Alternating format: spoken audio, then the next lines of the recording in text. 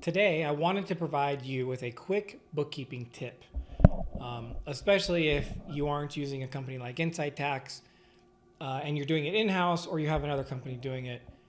There's a couple categories that I noticed on some of our clients as we do lots of tax returns for gyms and other clients, and we don't do the books for all those clients. And so I see some pretty weird categories on the profit and loss statement. And so I want you guys to think about this from the lens of an IRS auditor. So if the IRS ever decides to look at your financials and audit what you have going on, they're going to go through your profit and loss statement, or they're going to look at your tax return and what you labeled the expenses. And if they see something that says other business expenses, or even worse, miscellaneous, what they're going to see, what they're thinking is, they think this is a business expense, but they can't actually tell me what category it belongs into. I don't think so. They're going to look into it.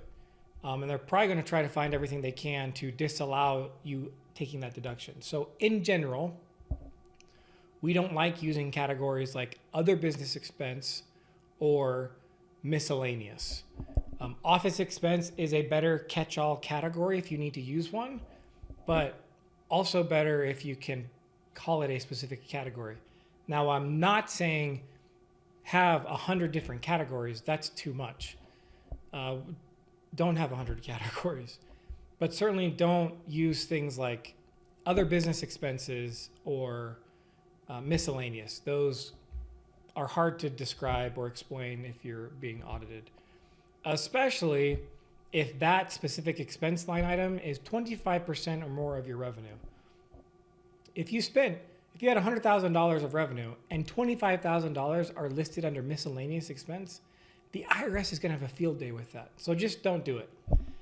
So again, that's a quick bookkeeping tip. Profitability is a choice, and be financially resilient.